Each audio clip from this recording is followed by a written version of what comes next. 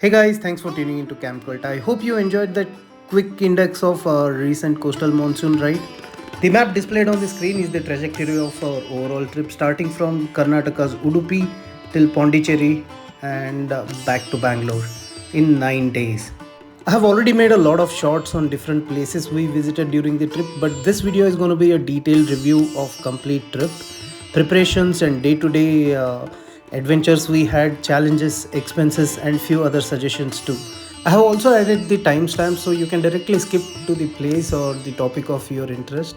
So please stay tuned till the end and watch the complete video. Leave your feedback in the comment section below. So before the ride, we got the complete oil changed, and also we got the oil filter changed. Brake pad was replaced, and also the complete lubrication of the bike, including the chain. And also we checked all the electronics, indicators, headlights, etc. to ensure we don't occur any issues on the ride. And thanks to Torqua team, Anil, Pramod and Chandru for this wonderful service. So now finally our Mid 2 is ready for the next big challenge. You need to carry a lot of rain covers for yourself and the bike. In the suggestion session, I will cover in detail what all you need. We started our journey on the 22nd of July with the blessings of the big boss Anjaneya. What better way to start the trip, right? Lenses open, snugged in safety gears, packed luggages. Thus begins our saga of most anticipated coastal ride.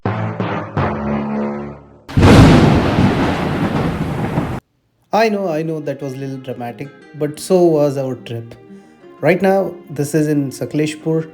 So the roads are good with a lot of potholes, and as you know, we left in the monsoon ride. So obviously, after crossing Sakleshpur in the Shiraadi Ghat, we encountered a heavy storm and pouring rain. It was a little dangerous to ride, and if you are not used to such kind of terrains, we insist you wait for a non-rainy season or in summer maybe. Shiradi Ghat is one of the most fiercest, dangerous yet most beautiful ghat in Karnataka. It connects Sakleshpur to Mangalore. So we spent some time in the ghat and looked at the beautiful falls and the dense forest. It was an amazing experience riding in this ghat, but remember to inquire about the road closures, landslides, etc. because the river flowing here is a very fierce river and you may never know what's waiting for you.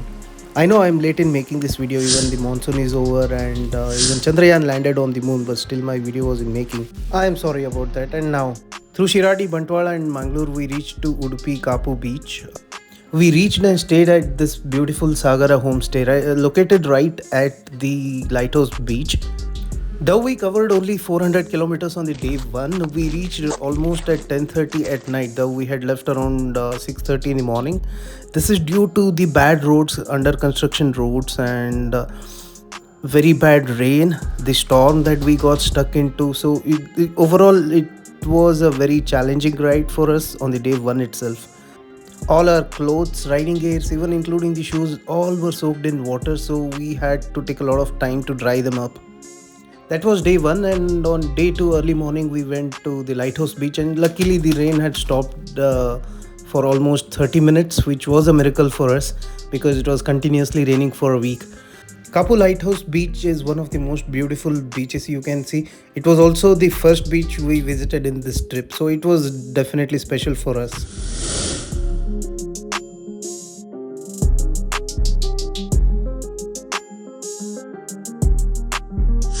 After the breakfast, we went to visit Udupi Shrikrishna temple, which is located 15 kilometers away from our stay.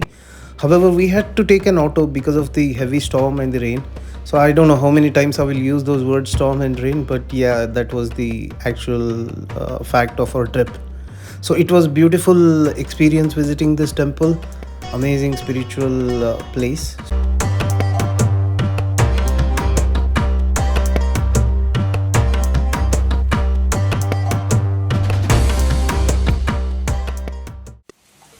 After we returned from the temple, we had to leave for Kannur. However, it was raining really bad, so we had to wait till 2 p.m. in the afternoon and then leave for Kannur. Luckily, the raining had calmed down a bit. However, this particular route from Udupi to Kannur via Mangalore and Kasargod is a really bad road right now because They are constructing the national highway throughout, and there are a lot of diversions and potholes. This whole route itself is a mess, especially if you're traveling in monsoon, then you will have even more trouble. But the ride itself, you will enjoy it if you like such adventurous rides, then definitely. We did have an incident wherein one of my friends' bike got stuck in a deep pothole, which caused a lot of traffic and congestion in that narrow road. That's why, as I said, if you're not used to riding in such tough terrains, then do practice it before going on such rides. Though my co-riders are extremely well trained and they are seasoned bikers, still we faced such kind of issues. But trust me, these are the main things that you will remember throughout your life. So such adventurous experience is why we go for such ride. If everything goes well, smooth and very cozy, then it's not an adventurous bike ride. As you can see in our planned route map, we had to visit the Mangalore beach as well as the Kozhikode beach, but unfortunately, due to heavy rains, both of those beaches were closed. We could cover only the Bekal beach. This beach is located 15 kilometers from Kasaragod and it's very popular for its fort, which stretches to the sea. However, we could not visit that port again because of the rain. And while on the way to Bekal beach, you will also see a spot wherein a small river joins the sea. It's a beautiful place. Unfortunately, it was raining really bad, so we could not even take out our cameras. Finally, after crossing Kasaragod and about 80 kilometers to Kannur, the roads are good and you will be able to ride smooth without any problems. And luckily, the rain also calmed down. It was completely dry. We stayed in this beautiful Surya residency. It costed us 3,000 for all three of us, including the complimentary breakfast in the morning. So it was quite affordable stay. Thanks to my friend for booking this. What you see here is an aftermath of riding in the monsoon weather. So we had to dry out the clothes because they would get so completely in water every day. And this continued for the first 3 days. Luckily, the rain completely stopped after the 4th day ride. So yeah, you need to be prepared for all this. Next day morning, we visited the most anticipated Muzhapillangad beach. I'm really sorry if I'm saying it wrong. So this is the most exciting beach we wanted to visit because this is only few of the beach in the whole world where you can literally drive the vehicles on the beach itself. Yes, you heard me right. Due to its uniqueness in the sand density, you can literally drive the cars and ride the bikes on the beach itself.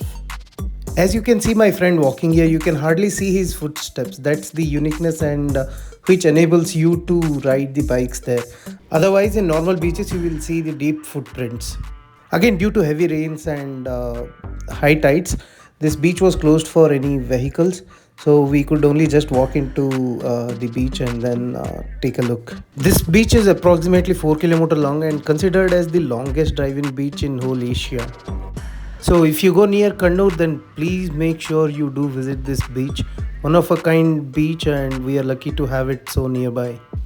After visiting this beach, we had 260 kilometers of ride ahead of us to Ernakulam.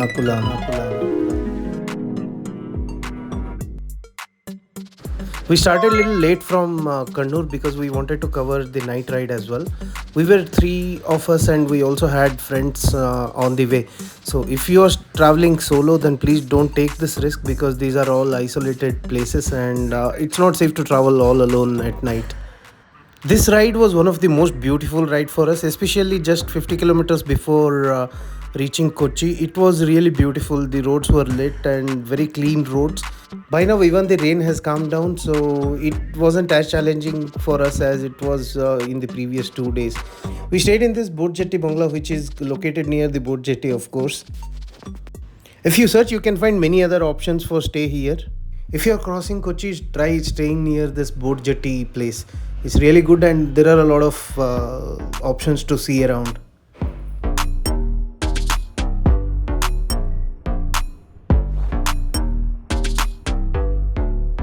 There is this small place where you can see small ships and you can take a lot of selfies and photos, etc. here.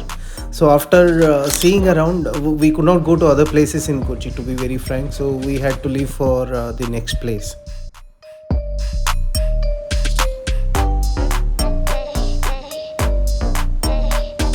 Okay, it's day 4. We rode from Kochi to Varkala, and as they say, there is always light at the end of the tunnel. So it was that day for us after 3 days of heavy storm, rain, and bad roads. So we finally were out of it.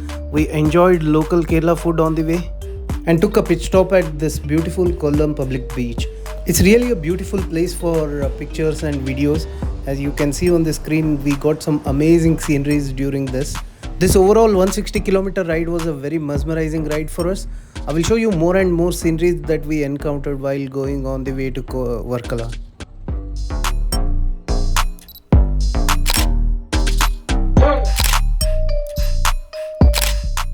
Guys, have you heard about dreams or heaven? This is it. After leaving the Kollam beach, we hit this Kollam Paravur coastal road. This is the dream ride that every biker will be dreaming about in their entire life. Sea tides on one side, drizzling rain, wet roads, moisty cool breeze slowly crawling through our hands and the face. We will unknowingly take a long breath and tell ourselves, yes, at the end of the day, it was all worth it.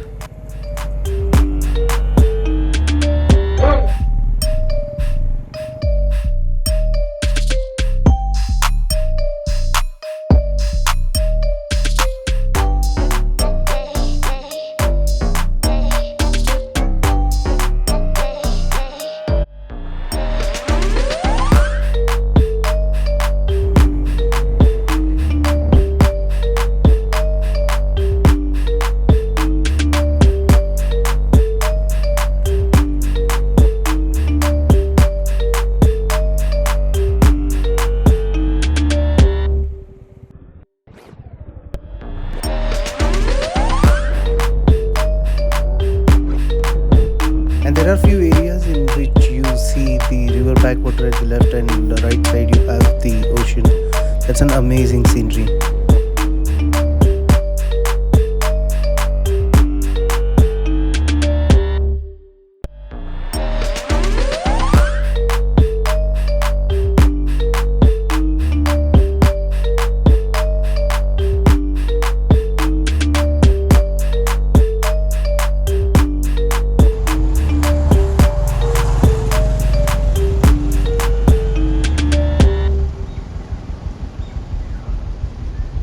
After crossing through all these beautiful landscapes, we finally reached Varkala, and this is how it looks like, when you ride within Varkala cliff.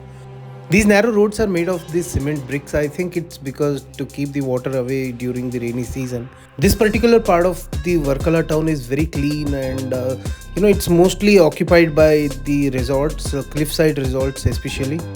We had booked one such beautiful homestay called Prashanti Cliff Resort. It's a very neat and very affordable stay right at the cliff, and the people managing this homestay are very friendly and very helpful whenever you need. This is the beautiful, breathtaking view from our room in this Prashanti Resort. So tell me if you need anything else in this world. As you remember, we carried a lot of fatigue as well as wet clothes with us from the previous days. So we decided to stay here for 2 nights and get all our clothes dried and also explore few popular places around Varkala. This is the top view of the famous Varkala beach.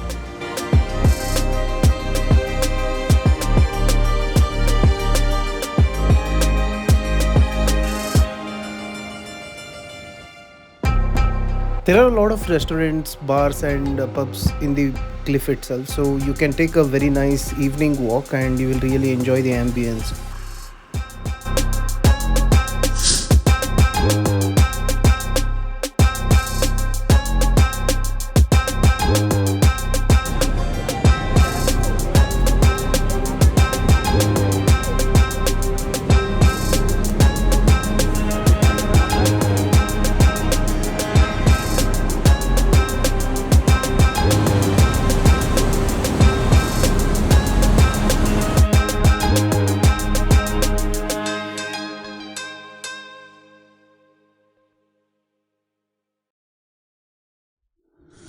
Well, on day 5, we had a beautiful morning with a lot of sunlight. So we decided to go to the Jatayu Earth Center.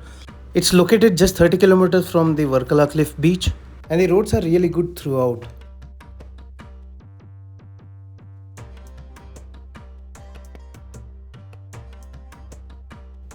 The premises is very disciplined, well maintained, and very clean.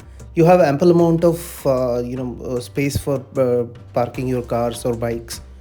As the Jatayu statue is located at the top of the hill, either you can walk up the stairs or you can also go through the cable car, which will cost you some money. We really wanted to experience the cable car, so we went through that, and also we were a bit lazy to climb up the hills. It costed us some 708 rupees for us, including the premises charge. So it was really worth it for three of us. While traveling in the cable car, you will really enjoy the overall hill station and the complete view. And also, you will feel really mesmerized being in that historical place wherein one of the most significant history of our Indian heritage occurred here. Well, I think I forgot to tell you about the legend of this beautiful place. In the great Indian epic Ramayana, when Ravana abducts Sita Devi, he hastened to Lanka on his aircraft Pushpaka Vimana. Sita cried out loud to Rama and Lakshmana to save her. Hearing this, Jatayu winged up towards the sky. Sensing the danger, Jatayu tried to stop Ravana in the midair. He fought Ravana very valiantly with his beak and talons. Realizing that he could not overpower Jatayu, Ravana drew his mythical sword called Chandrahasam and slashed one wing of Jatayu. Legend has it that the wounded and wingless Jatayu fell on this rock. Sita granted him the boon to be alive till he meets Sri Ram to convey it all. Eventually, Sri Ram and Lakshmana arrived here in their search for Sita. From Jatayu, they learned for the first time the details of Sita's abduction. The great king Jatayu recognized the protection of a woman as his dharma and sacrificed his life for it. Lord Sri Ram granted him salvation. That little pond that offered water to Jatayu that day has since then never dried up. The footprints of Sri Rama and the undying pond are still preserved in this temple premises, and you can see them.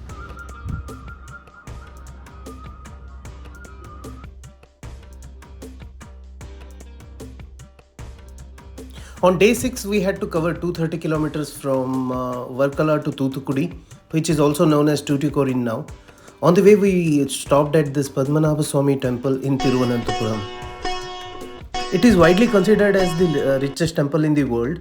You might have heard about hundreds of kilos of gold found in a temple, so this was the temple.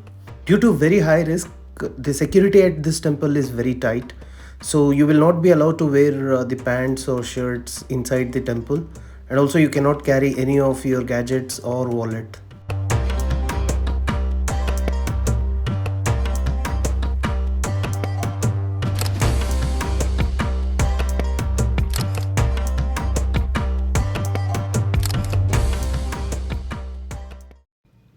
After Sri Padmanabha Swamy temple, we went to Kanyakumari. Kanyakumari, the place where our great land called Bharat starts. A place where the three oceans meet, the place which spiritualizes our soul, the great land where Swami Vivekananda did his tapasya. Due to the time limits, we could not visit the Vivekananda rock or the Thiruvallur statue. We just went to the edge of the Kanyakumari and then we had to start back to Thoothukudi.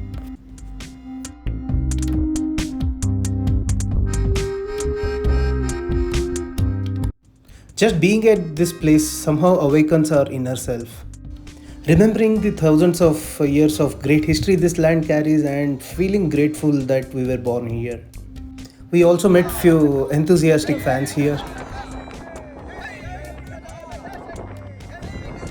We left Kanyakumari around 3:30 in the afternoon after all the sightseeing and a bit of relaxing. We reached Thoothukudi around 9:30 at night. We stayed at this SRM hotel located inside Thoothukudi. This whole stretch from Thiruvananthapuram to Thoothukudi via Kanyakumari had a very good 4-lane highway throughout, so we could cover a lot of distance within lesser time. On day 7, we left Thoothukudi after breakfast and reached Rameshwaram around 4 pm. And we went to the temple and completed all those rituals and stayed at this Shivashakti lodge near the temple itself.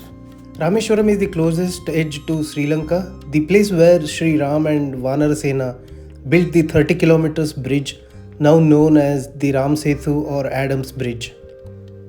This is the place where Sri Ram worshipped Lord Shiva to free himself from Brahma Hatya dosha after killing Ravana in the war. Here there is a custom to take dip in the sea and take bath from wells inside the temple. Again, cameras are not allowed in the temple. This temple also has the world famous Rameshwaram corridor, also known as the Infinity Corridor. It's a historic, beautiful, and magnificent and a must visit temple if you travel this side. You can also go street shopping and munch some snacks.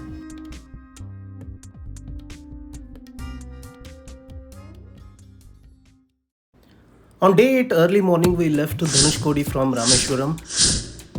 Dhanushkodi is the last land of India and the road that leads to the tip of Dhanushkodi is called the last road of India.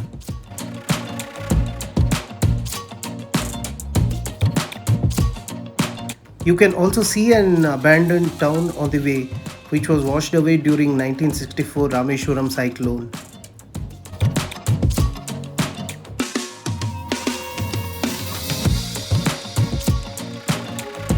Riding to Dhanushkodi is the dream of every biker in India.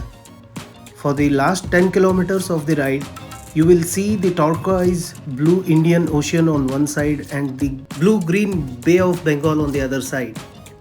Sky above and the black roads. It feels like you're riding on a rainbow.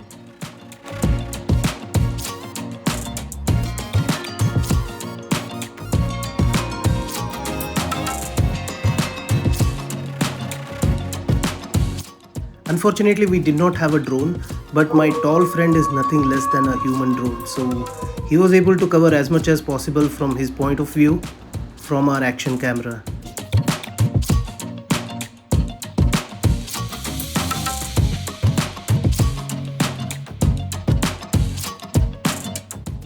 Towards the end of the road, before entering the end point, they have put a lot of sand so that they can stop many vehicles, but they allow bikes and cars if you are skilled enough to ride through that sand.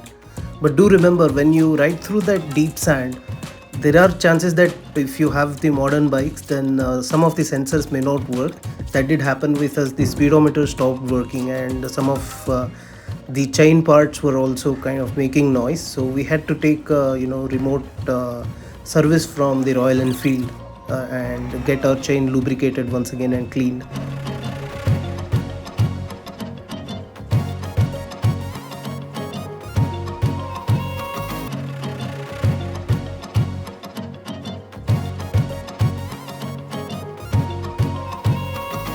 When you reach the tip of the road, also called as Arichal Munai, with nothing beyond except water on all three sides.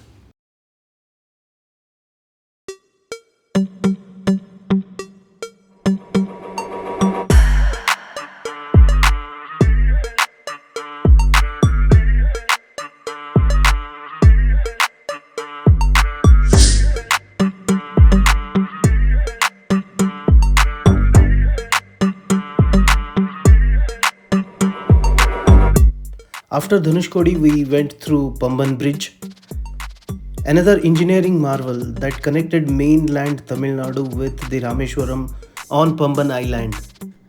Dhanushkodi we just saw is the end point of this island.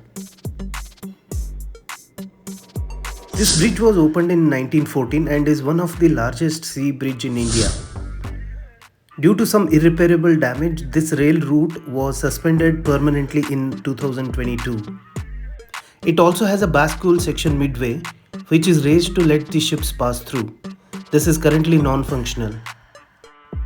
Till 1988, this was the only surface route connecting the mainland with Pamban Island. However, in 1988, a drive-in road bridge was constructed next to the Pamban Bridge. This bridge is called Annai Indira Gandhi Road Bridge. Riding on this bridge is a treat for eyes. Another place that a biker should never miss.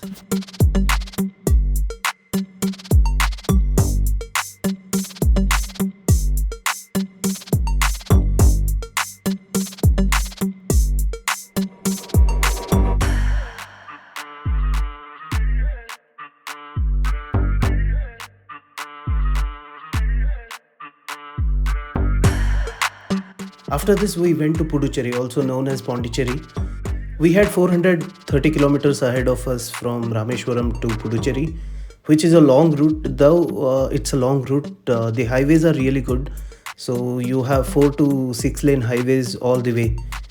We had booked a lodge near the Pondicherry main beach itself. On day 9, we just saw the beach and then we left to Bangalore. So to be very frank, we did not cover much places near Pondicherry due to the time limits we had. And on the day 9th, we had to reach back to Bangalore.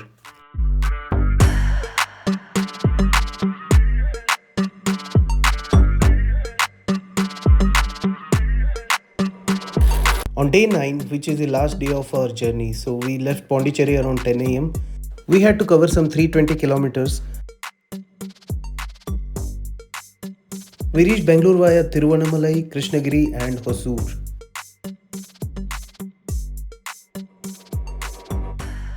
This was an emotional roller coaster for us, with a very heavy heart but with a mixed feelings, the excitement of going home and also the sadness that this trip ended. Overall, it was an amazing journey and a lot of learning for us. This trip taught us to keep moving no matter what.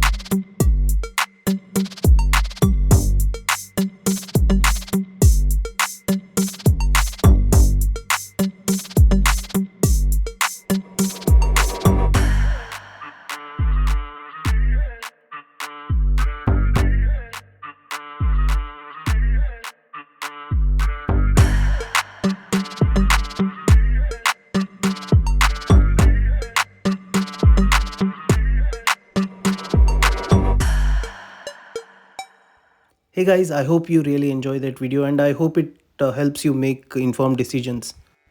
Based on our experiences, here are few suggestions that may help you make your trip a better experience. Don't rely entirely on maps. Talk to local people and find the better ways. At times map will take you to places that you really don't want to go. We really missed our routes many times, especially while going to Udupi and in some remote areas in Kerala. So always talk to local people and find the best ways and go to your destination. Always travel light. Do not carry unnecessary burden with you. Remember, in this route you will have towns every few kilometers. So whatever you need, you will get it there. So try to travel light without carrying much burden. This is the most important part. Always safety first. So carry top to bottom proper safety gears along with the proper rain covers so that you are safe first. If you are riding in monsoon, make sure you have the anti-fog helmet visors. This carry is utmost important because you will be riding in rain and otherwise you will not be able to see the roads and it's very dangerous. To enjoy the diverse essence of India, always eat local cuisines. Don't stick to your staple food. Try different food in different areas and regions. Though it's called a coastal ride, though on the map it may look like you're riding throughout on the sea coast, that's not the case. Most of the time you will be away from the coast a lot. So while booking the stays, make sure it's not too much of a deviation for you. We did one such mistake in Thoothukudi wherein we had to travel almost 60 kilometers inside unnecessarily, which added a lot to our journey. Avoid riding at night because there is a lot of road construction going on throughout South India. So they are building the highways, so there are a lot of deviations, there are no road indicators, there are no blinkers. So you will be completely lost, your headlight will be your only lifeline. Remember these suggestions, plan and book your trip well. Always have one buffer day in your plan. Be safe and enjoy the beautiful landscape of our land. This will be a lifetime memory and things you will always cherish in your life. We have put a lot of efforts to bring our journey to you on screen. Hence, please share this video and help us reach maximum viewers. Thank you all again for watching this video all the way. Subscribe to our channel for more such videos. Happy riding!